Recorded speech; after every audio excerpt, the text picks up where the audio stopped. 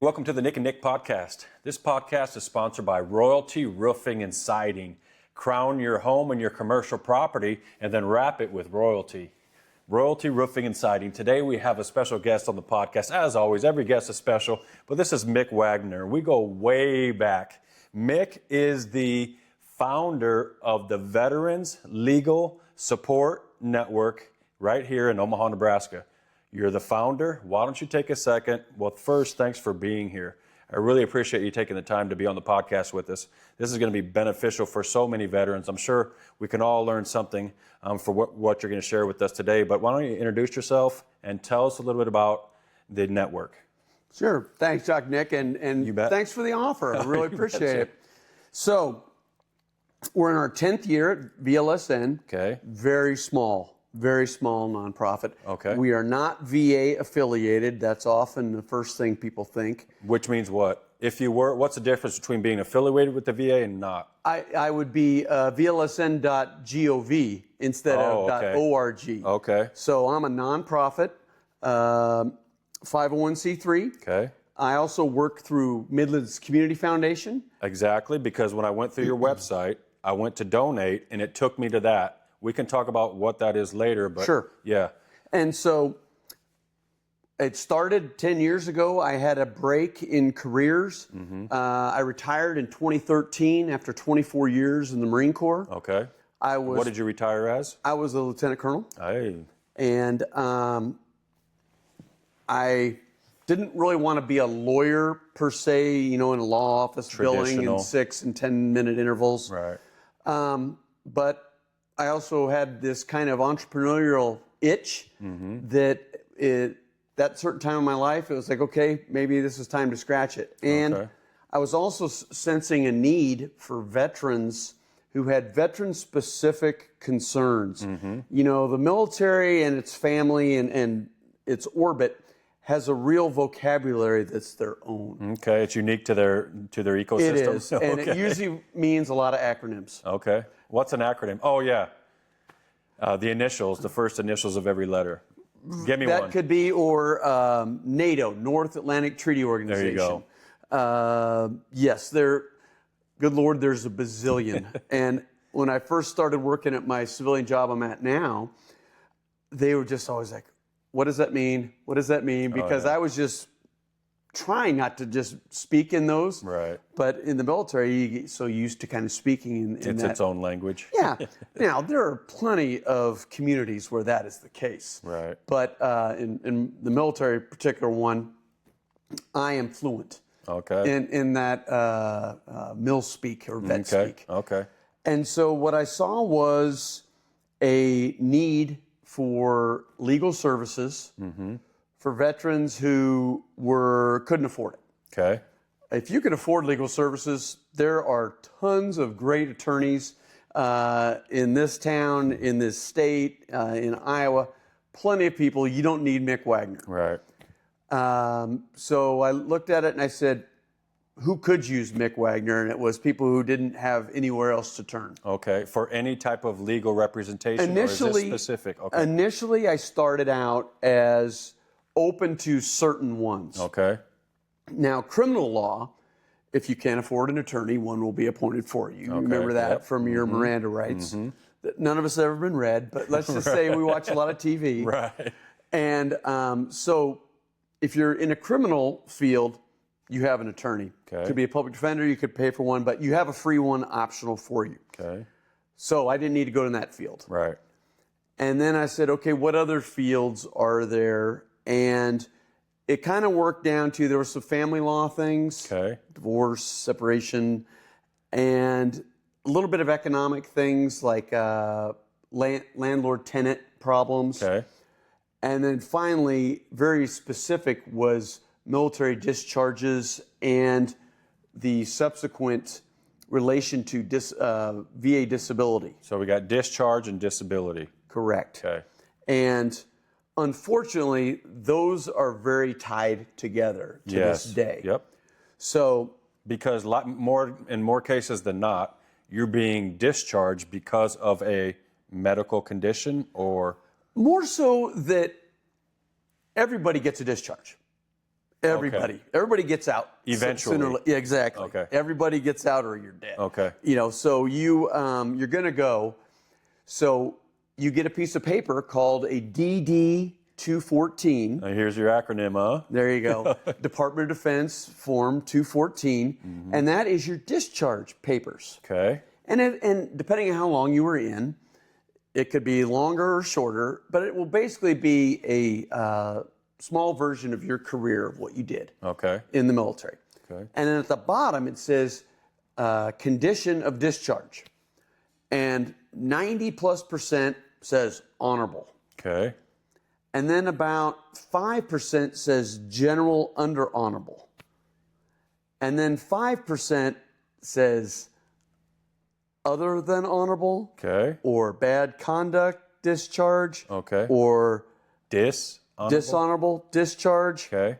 Or dismissal. It's a little Okay. specific thing for officers. Okay. But basically, BCD, big chicken dinner, is Okay. a bad conduct discharge. Dishonorable discharge, duck dinner, can only be given, those two can only be given at a courts martial after you've been found guilty. Of anything? In the military. Okay. Yes, of Okay. a military offense Okay. that you've been found guilty of, and that pretty much takes away all your benefits. Okay. And other than honorable discharge means you didn't do everything really very well, or you got in trouble, but it was low-level trouble and you just kept getting in trouble. But finally they got tired of you and said, time for you to go. Okay. 3 or more strikes and you're out. Before your actual term ended? Correct. Okay. Yes. And so those people, for whatever reason, they get out as well. They don't get benefits. Nothing. Okay. And the problem with the OTH, the other than honorable, is it can be given administratively, and younger troops oftentimes don't know the full circumstances of what it is. They're 19, 20 years old. Maybe they're a knucklehead, whatever it is. And they're just like, I just want out of this place. And so they say, here you go, you're out. Right. And then they come home and they say, I'm going to get my life together. Living with mom and dad, I got to get out of the basement. I'm going to go to school. And they show up at the Veterans Service Office for Douglas County, say, or 40th and Pacific. Okay. And they say, I'm sorry, you're not eligible for benefits. What do you mean? I served 3 years. You've got an OTH. You don't get any benefits. Okay. Save some very minimal ones that you have to be in dire need, like you're suicidal. Right. Then the VA has to take you in and give you some treatment. Right. That's pretty much it. Okay. So there's a problem there. I thought I have met a lot of folks since I've been doing this, and some of them deserved it, and some of them didn't. Okay. Do you remember the old Colin Powell saying that if you break it, you own it? Right. The Potty Barn rule. Oh yeah. Well, there's a lot of people that were in the military that were broken due to their military service. Yes. And a classic story might be a young Marine or soldier goes to Iraq or Afghanistan and is in an event, has a roadside bomb, bad concussion, traumatic brain injury even. Ear stuff. You can't see it, but inside your brain got rattled badly. And we're still studying TBI and all the effects it has on it. Well, heretofore, you've been a great Marine or soldier. Then you come home, and things just aren't, it's kind of, they're not going like they used Starting to experience some symptoms. Very much so. And one thing you generally don't do in the military is say, I've got a problem, and I need to go see some professional help to get it fixed. That is not... Red flag, you get flagged? Well, if there's 2 of you and only one of you can get promoted, guess who's getting promoted? The one who's going to the doctor all the time and Probably misinformation, or the one who's there no matter what, working extra? Right. And it's horrible, it's not right, but the military's still trying to work through, but they haven't solved that problem. Well, soldier comes back, and he's having problems. He can't do things like he used to do. He can't remember things like he used to be able to do. You used to be able to give him 7 tasks, and he would be 1, 2, 3, 4, 5, 6, 7. And then 8, 9, 10, while he was doing 1 through 7. Right. And now he can't get to 3. Right. Or he forgets 2, 4, and 6. I used to say, an example was the young soldier is told by his wife, hey, I need you to pick up some milk, the dry cleaning, and the kid from daycare, and after work, okay? You got it. And he comes home with a 12-pack and some Doritos, and Forgot the kid. and the wife is about cat attack. What is the kid still at daycare? It's like, oh, did not ever mean to do any of those things, but didn't write it down. Didn't have all those sort of things. Just said, yeah, I can handle it. And then the wife gets reasonably and rightfully upset. Right. So the frustration kicks in on the soldier. And so when you don't seek professional help, what do? Self-medicate. Self-help. Yeah. Absolutely right. And so he self-helps himself. And that is socially acceptable in the military. Okay. In what Drinking. form? Okay, drinking? Okay. Drinking. Yeah, no drugs. That one's still no go. Okay. So you're drinking, socially acceptable, you get a DUI. Oh, you're in trouble. But you went deployed with this unit. They remember you. You're a good soldier. You just you slipped up. Right. So you get a slap on the wrist. And then you say, oh boy, and you turn yourself right. And you're really focusing on all the things you need to do. And 6 months later, you notice the same things are happening again. But you've got new leadership. All those people that went with you to Afghanistan, Right. they moved on, They as the matriculated. military is wont to do. And you're still there. And then you get another DUI. Or you got angry at the wife for the 3rd or 4th time that she's been barking at you. She's not a psychiatrist. She's not a psychologist. She just says, what happened? She thinks you're just gaffing her off and stupid. Right. Or worse, doing something nefarious. And so you just say, stop it. And you push her. And she goes into the wall. But her friend sitting right there sees it and calls the police, the popo. Popo gets called, somebody's leaving, and it's you. And then all of a sudden, you got a court-martial Okay. for assault, Okay. domestic violence, all these things. And what is the substance of your problem? Goes back to the original You got cause. blown up in Afghanistan, and you never got fixed. Right. Well, the military, especially in the aughts and the teens, 2004, 25, when you had the big pushes to get more people in, to the 2016, 2017 area, they were just like, hey, we got to churn and burn. We don't have time for psychology 101 or feel good. Let's give them a hug. Just get out. Right. VA will take care of you. And so instead of the young soldier going to a court-martial because the unit didn't deploy with him, but they're like, okay, he's just kind of a pain in the butt now. Let's just kick him out. Okay. And here's a piece of paper. Do you want to get out now? It's like, yeah, it's time for me to get out. Because you see, you got 2 things on. You got 2 blemishes. Right. You're not getting promoted again. You're just frustrated. It's time to move on. So you sign that piece of paper, and then you go and say, all right, I'm getting my life back. I'm going to go to the VA. I'm going to go to trade school. I'm going to get some benefits. You know what? My ear still hurts. My knee hurt when I jumped off a truck. And you go to the same county service officer. Nothing. No benefits because you got an honorable discharge. So my organization, and it's very small. It's me and right now another contract attorney. Okay. We will talk to the service member. We'll gather all the records that we have, and then we'll take things called buddy statements. So people who were deployed with him, who knew how good of a job he did, Okay. or family members that didn't want him kicked out, but said, boy, when he got back from Afghanistan, he was not the same that he was. And then we get, and we also say, okay, we need some medical treatment. And so we go in and we get a diagnosis, and it shows post-traumatic stress.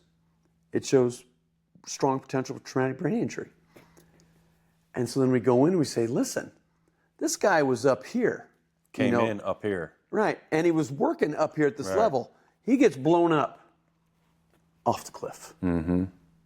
You all, and then this is a review that we're sending it in for. Mm-hmm. Because the military, we're telling them, hey, you made a mistake. Well, nobody likes being told they made a mistake. Just a reconsideration. It's a little bit harder than that, but yes. It's like, hey, you missed something. We're not blaming you. Nobody was paying attention. We get it. Mm-hmm. But now we're also going back. That's the one way is to go back to the Department of Defense. The other way is to go to the VA and just forget the Department of Defense. Just go to the VA and say, give us benefits. Okay. Because they can do that now. And so if they have a case that they feel was unfair to the service member and we bring some evidence, then we have a chance that they can bypass the discharge and give him the benefits or her the benefits that they rightfully deserve. And so that is the crux of what we do at VLSN. So you're an advocate. Absolutely. You don't have to be an attorney, but it sure helps. Yeah. And I knew the system as an attorney for 18 years.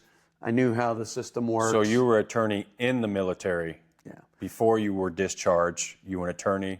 About 18 of the years I was in. What kind? Were you on the other side in the military defending the guy they dishonorably discharged? So you've been on both sides. Yes. So you know how the game's played. Yes, as well as other sides. There's even other sides like the rules of engagement. That was my strong professional background. Okay. So all these things happening in Venezuela or Syria or wherever it is, when they talk about questions like what are the rules of engagement, are we in the right conflict, internal. I actually taught that at Creighton for 10 years. That's awesome. After I got out as well. So I'm pretty well versed in that. But I was versed enough in these other pieces of administrative law and criminal law that I could speak to them, I think, okay. So was it your experience while you were your attorney experience while you were in the military that kind of put you on this career path after the military, advocating for these veterans that had been discharged in a dishonorable way or whichever category they fit into? It was not my life's goal when I retired. It wasn't your intent? No, it wasn't, Dr. Nick. I've been blessed. Mm-hmm. I've been extremely blessed. What do you mean when you say that? Well, I am a white, highly educated male who has been, grew up in upper middle class Nebraska. With a great family. Yeah. And so I've had so many gifts. And I was trained by Jesuits that taught us that selfless service is the key to a happy life, as well as what you really owe society.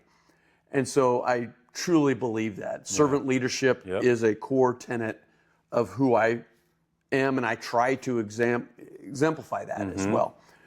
So when I saw that need, I said, okay, let's do this.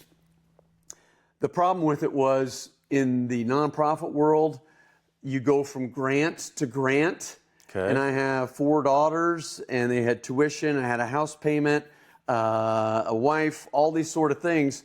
The cyclical nature of the giving was too stressful on my family. So I went and got a day job. Okay. And then when I didn't have my day job, I would work on VLSN. Okay. Is that what you're still doing? It is. In some form? It is. Okay. It is. And I have a lot of very patient folks I work with because I just run out of time. Some weeks. So it must, if you're burning the candle on both ends, working full time at your day job and then doing this and whatever free time you have, you must be really passionate about something. Yes. What is it that's driving your work ethic towards advocating for these veterans specifically? I think it's that selfless service doctrine. Okay. It is. I have been gifted Okay. all these things. It is not my place to hoard them or to do something to just enrich myself or my family. I need to give back to these folks, and they're hurting. They don't have a whole lot. Right. And they're suffering. And whatever I can do to alleviate their suffering and make their life better, if I can, I need to take those steps. And for my daughters, I need to live an example of what I tell them. That, hey, you need to take care of those who do not have as much as us. Well, do you talk those or do you live those? And I think by living them, you demonstrate them. Right. And you don't even have to say it all the time. They'll just see it, or others will see it, and maybe they will pick up their shovel and help you dig, or whatever the case may be.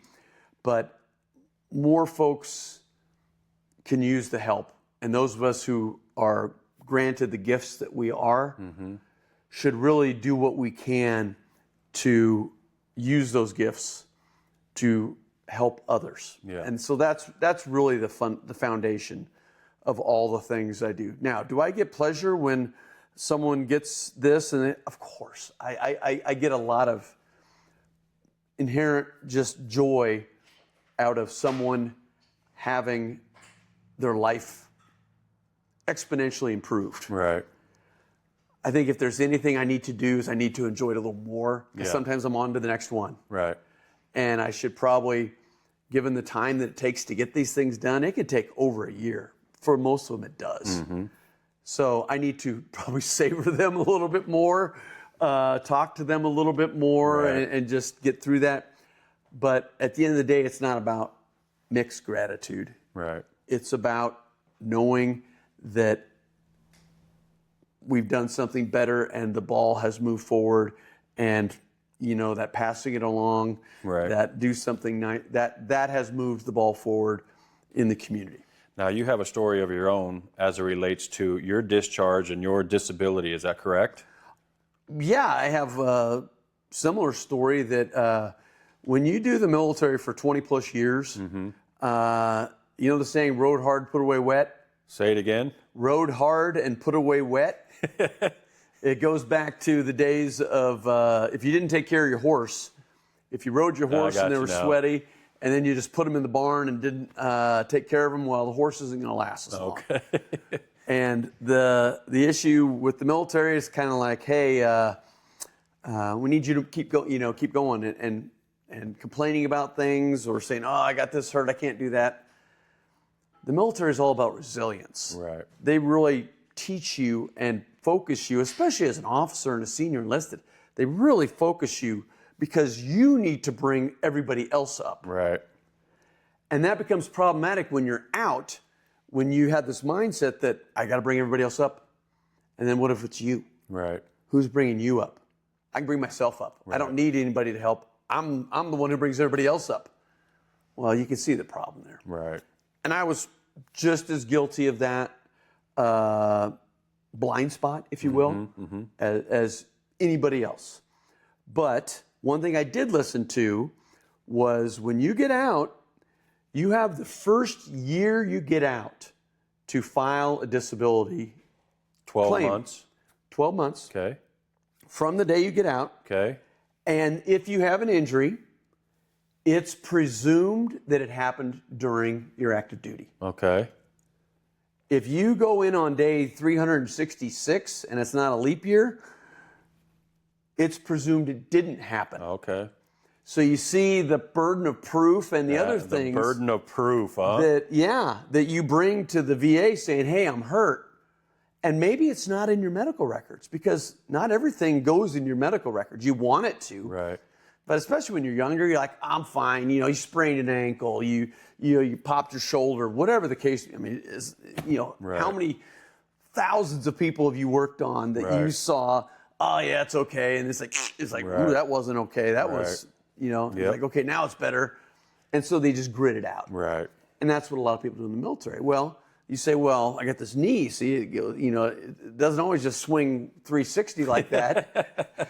If it's that easy, okay, they can make your case. But if it's not, it's like, yeah, well, then the VA has to put you through a comp and pension exam and other pieces, and then they give you a rating based on your disability rating. Correct. Okay. Of your various maladies. Yes.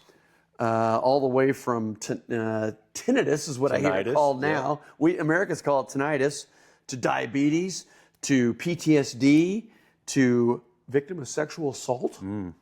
The gambit. Anything you could think of health-wise potentially could be a claim. So if you're diligent and you put in that claim, well, more likely than not, if you've got any, especially that first year, you're going to get some disability. And so I was rated at 60% for my first year, and then I kept it that way for 8-9 years. Okay. And then I said, some of these things just, I had problems, groin area, hips, shoulders. You worked on many of them for years. Of them? Yeah. Yes. You'd hear the crack and you're like, ooh, hear that girl. You need to do some more stretching. And so I went back, but I actually got a law firm to do it because it's very detailed work. Okay. And so I said, okay, you guys could take 20% of whatever you can get me an uppage on from whenever I start to whenever I get the award. And that's what they took. And it was worth it for me. Okay. So what if Mick Wagner would have had a Mick Wagner-like advocating for him on his behalf? How would that have played out different? Well, if Mick Wagner, the troublesome one, had gotten an OTH, other than honorable discharge, and I had gone in and the good folks at the VSO said, sorry, I can't get you anything. And then I came to myself and I said, self, what can I do? And I put an appeal in for that paperwork that I got that I don't think was accurate. It didn't represent my entire time. It was one bad day or 1 or 2 bad days, whatever the case is, in a 3 or 3+ year work experience, including some arduous things. And if you look at the totality of the circumstances, maybe I don't rate an honorable discharge, but I get a general under honorable discharge, and then I get the vast, vast majority of my benefits, including disability, including voc rehab, including potential for a VA loan. The only thing you don't get is the GI Bill. With a general under honorable. But if I got myself to an honorable, then I got GI Bill as well that I can use. So, but really for a lot of people, it's about the health care. It's about the disability, getting that. I mean, you have been in the healthcare industry for decades. You have seen the billing. You have seen the numbers go up. You've seen the insurances come down. And so anytime as you get older, and sometimes that's what it takes the vets. They need to get to the 40s and the 50s when stuff don't work quite as well as it used to. When you hit the ground and you don't bounce right back up. The mileage kicks in. Huh? Oh, it does. Kicking the tires and it kick you back. That's when people really kind of start, I should go look at that thing. This thing's been wrong since I was in Vietnam, you know. It's never too late to start. But it's sure a lot easier if you start within a year. Within the first 12 months. But after that first year, you just need to essentially bring a little bit more proof. And that's where those buddy statements could come in. That's where, working with an advocate, not necessarily a lawyer. But here's one thing, Dr. Nack, I will tell you. There are groups out there that promise they will get a veteran 100% disability. Red flag, huh? Big red flag. They need to look them up. And those type of organizations are not nonprofits. Those are for-profits. And you have to really watch out for them. And I don't want to cast all of them in dispersion, and I'm not saying law firms are like that, because law firms are for-profit. I went to a for-profit law firm, and they put it right out there and said, here's how much we're going to charge you. And I knew it was, and I signed off on it, and they were actually below what the VA authorizes, a maximum that you could take. I believe it's 30%. They were less than that. and then they can't keep taking it after you get it. Once you get your award and they're done with you, they're done. They don't get any more money. You don't have to keep paying out. These shyster groups will sign you up and they'll say, okay, we're going to get you to 60% and then you owe us 30% of that for the next 2 years. Okay.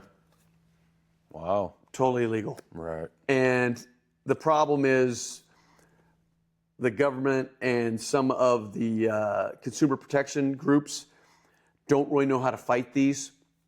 It's kind of like some of the pawn shops used to be, not pawn shops, the check cashing places. Okay, yeah. That would really get the service members in a bad loop. Pickle, yeah. Yeah, and I worked in the state of Nebraska to get them out. Yeah. So, yeah, there's people that take advantage of troops, unfortunately, that just don't know. They just hear these things. One thing I always say, if it sounds too good to be true, Probably not true. bingo. So how do you find these candidates that fit your mission? They find me. How? Internet. Okay. The VSO and the VA send them to me sometimes. Yeah, are you linked with other organizations Just through, I'm sorry. to funnel them, not funnel them, but to direct them to, because there's not very many Mick Wagners out there. Unfortunately, well, some would say. Well, yeah, you're one of a kind for sure, but I mean. Yeah, there are veteran advocacy groups out amongst our communities all around the country, and especially in here in Omaha, we have many wonderful ones. We have Bellevue University has a Veterans and Military Support Center, MVSC, at their campus. I have worked with them for 10 years as well.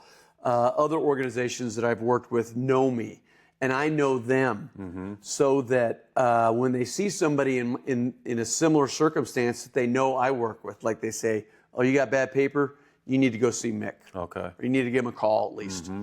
And then I can kind of walk them through some things. Now, one of the other things we do at VLSN is I'm kind of a navigator. So once again, using that vocabulary I have, a family would call me and says, hey, I'm getting screwed over by my landlord, or I'm getting screwed over for this used car that I bought at 75% interest rate. I don't have time to take that case on. I don't take that case on. There are a couple of legal agencies that can help them. Okay. Depending on how much money they make. Okay. They kind of have to be pretty poor. 125% of the poverty level usually. Okay. They could go to several organizations in the area, and I might start with them. Say, have you called this person? Have you called this group? Have you called these guys? There's a wonderful program for tenants at the Douglas County Courthouse where Omaha area attorneys will just sit there and help. It's called Landlord Tenant Foundation. I can't remember the exact name, but it's at the courthouse. Plenty of good groups out there. Even the State Bar has a number you could call. Omaha Bar Association has a number you can call. A lot of folks out there. But the problem is when you get to actual representation, the legal field is still falling short. Okay. Because you have these people that aren't dirt poor, but they don't have that 40% of the people can't make a $500 payment if a tire. Are we talking veterans? No, the American population. Okay. And if you take the veterans who basically are the American population when they're out, they're right in that crowd too. Okay. And so 40% of folks can't make a $400 SNAP payment. They don't have credit cards. They don't have whatever the deal is. They've got bills. They got all these sort of things. And so can they go put $3,000 down for an attorney? No chance. No way. No way. So it's a gap we have right now. And I tried to fill a little of that, but it's not my full-time job, as you've heard, and the need is there. It is so critical. I wish I could be running a full-time veterans legal support operation. And there's a big enough market for that. I think there is, but you need donors. Right. And that takes me to, how is this funded? You mentioned the grants already. Do you have other creative ways to fund the mission? Giving Tuesdays. I haven't done those for a couple of years, but I have done those before. Working with Midlands Community Foundation, they have a donor match. I have family that give me some money. I have some friends that give me, that have donated to the cause before. The other part of problem is fundraising takes time too. Yeah. And so you have to be out there. Right. And sometimes I just run out of Schlitz. I just I don't have time to make calls or to shake the tree.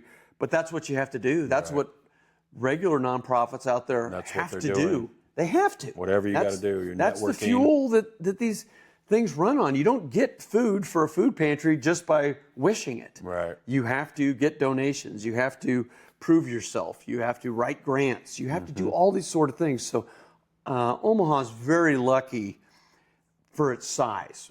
Due to Berkshire Hathaway and having a lot of people who've done well there, other people who have done well through all sorts of hardworking ways. Omaha hits above its philanthropic weight as a city, but we still have crippling need. Right. I mean, we see it in real pockets of town. We see it in places that are quiet, that, West Omaha, those food banks are getting dried up too because people are coming up to them right now and they're hurting. Right. And so legal is just like everything else, but it tends to not be as important as food, shelter, and heat, but it could come up and get you. Oh, yeah. And unfortunately, some people prey on people for that, not in the good way, the P-R-E-Y. And they don't pray for them, they pray on them. Exactly. And boy, you just shake your head when you see it. But and I love taking care of those people when I can. Right. Getting them in touch with this organization, or have you called this group? They work with people like you. Or my newest thing is trying to work with the Afghan Community Center to work with those wonderful Afghans that served, and Iraqis, that served with us. In the United States military? They were in the Iraqi military or the Afghanistan. They were just civilians. But we were there in their hometown. Okay. And they came and worked for us as our translators. Oh, okay. In the States? No. Okay. Deployed. Okay. I'm over there. Oh. They work with me. Okay. And then we made a promise to them. Thank you for working with me. It's very dangerous to do that because the bad guys know who you are. And we say, come to America. You have done your service to help us while we were over there. Okay. And now some people want to renege on that promise. And veterans across the political spectrum, doesn't matter, right, left, center, are very upset about this. But it is coming, and there was a bad case of a very frustrated Afghani who shot and killed an Iowa National Guardsman in D.C. and wounded another one. Oh, wow. It was bad. But it was one person who was having some mental problems. There are thousands, Dr. Nick, thousands of Afghans, including hundreds in this city, that gave up their whole families, their whole extended families, to serve with us, to support us with language, knowledge, all the things we needed when we were there. We made a promise. They relied on it. Now they're here, and some people say, no, you got to go back. To the Taliban? What are they going to do to them? Wow. The people that were helping us, the enemies that they were fighting against, what are they going to do to them? Is that something that your organization can get involved with and help these people? I do it as an individual. I gave my card to the leadership at Afghan Community Foundation, said, I will help you. Okay. And I'm in part of a couple other groups. Once you kind of get into the vet sphere, you're joining all sorts of groups. I'm in 3 funny hat clubs: the Legion, the Veterans of Foreign War, and the Marine Corps League. Is that where the network comes in on your VLSN? That was kind of the point being navigator, is that I am part of the network, and I want you to be part of my network. Okay. And it might not be legal that's going to fix you. Okay. Because in the military or civilian world, if somebody comes to you with a whole ball of problems and you get the legal one figured out, they still have got A pretty good sized ball of problems. Yeah, mental health, Right. health in Physical. Yes, ability Financial. to communicate, Yeah. financial, all those sort of things. You take the one problem away, Right. and you haven't just solved. It's like, magically done. Poof. Doesn't work like that. It doesn't. Real life doesn't, and it takes a little experience to realize that. You kind of, you think like, hey, I solved your problem. Mm-hmm. I had that issue I needed counseling with my wife at one time. Was I thought I'd solved everything, and it was far from solved. And I had to go back in and get some professional counseling, the two of us, because I had total blind spots. Right. I really appreciate your heart of servant leadership for this community. It's outstanding to hear your passion and your zeal for them. Now that I know kind of where it comes from and what fuels it. Now, when we donate on your website, what's the website? You can either go to VLSN.org. Not G-O-V. Not G-O-V, not the VA. And if they want to, really do it, it's Victor Lima Sierra November. Okay. VLSN. Or they could go to the Midlands Community Foundation. Yeah, when you click on the website, it takes you to, what is the Midlands Community Foundation? Midlands Community Foundation is a large organization located in Papillion that basically smaller organizations come and work under. So say I'm a two-person organization. Okay.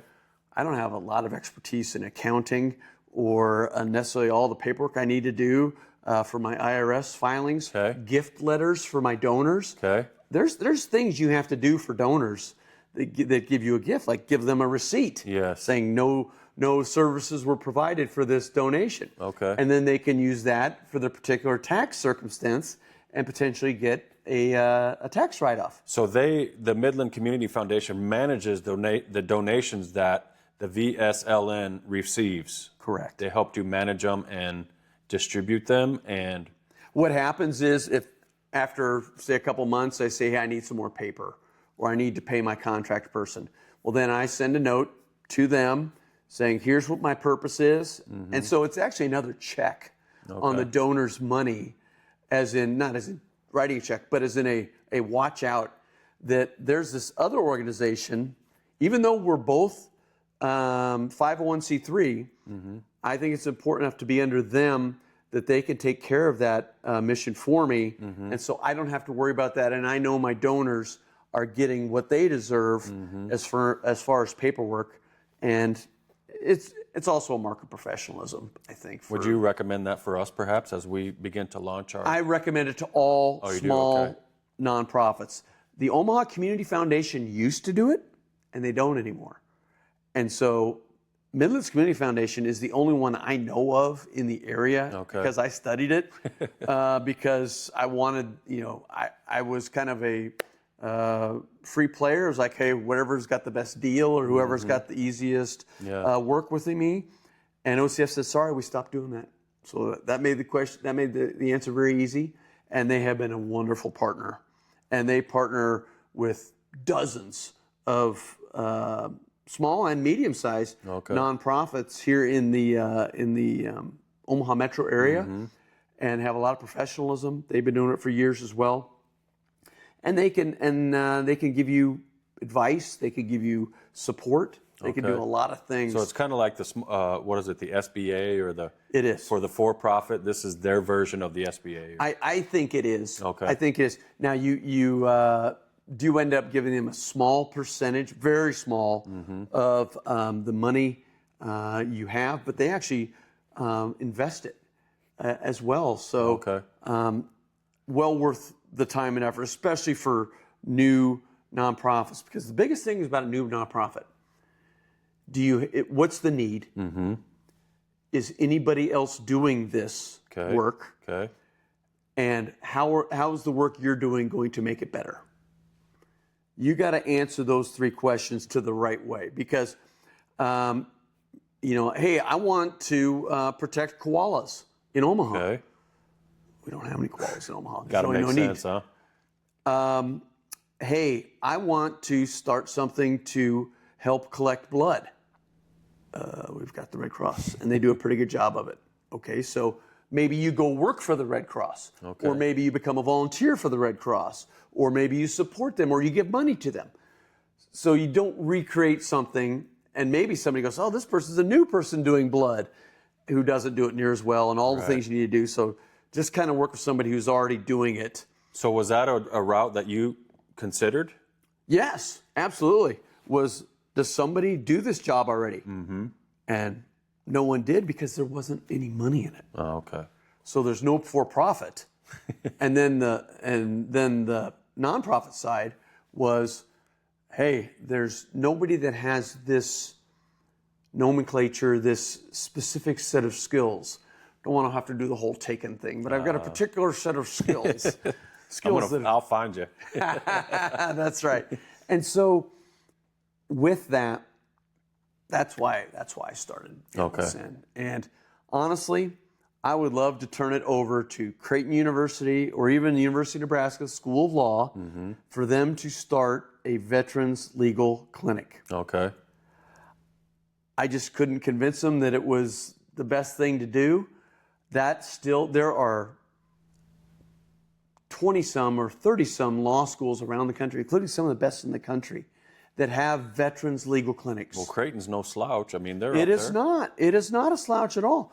However, I worked with a student group of veterans there, Okay. and I was their mentor for 7-8 years till I kindly said, hey, I need to do some other things besides all veterans. But I still hope they do pick up a legal clinic, and then they can have somebody like me run the clinic, and the students can do the work. Because I will tell you, the students that I did volunteer with, that volunteered with me, they went at it. Okay. They went at it like hungry bulldogs on a T-bone. They were good.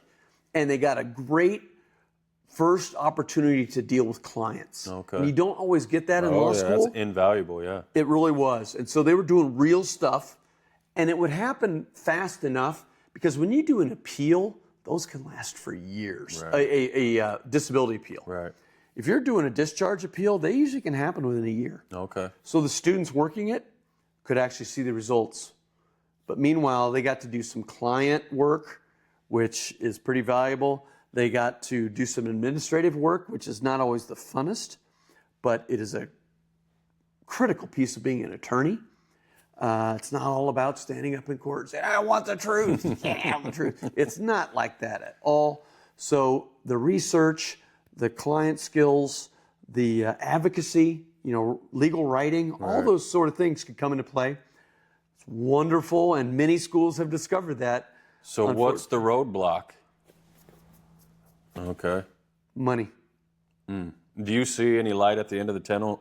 At the end of the tunnel in the future here, possibly with Creighton or UNL Nebraska? Hope springs eternal, Dr. Nick. Hope springs eternal.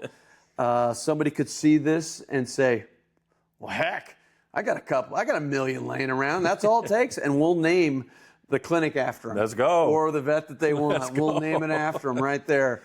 That's all it takes. That's it right there. Yeah. And if we had the backing, Creighton they would say, okay. Okay.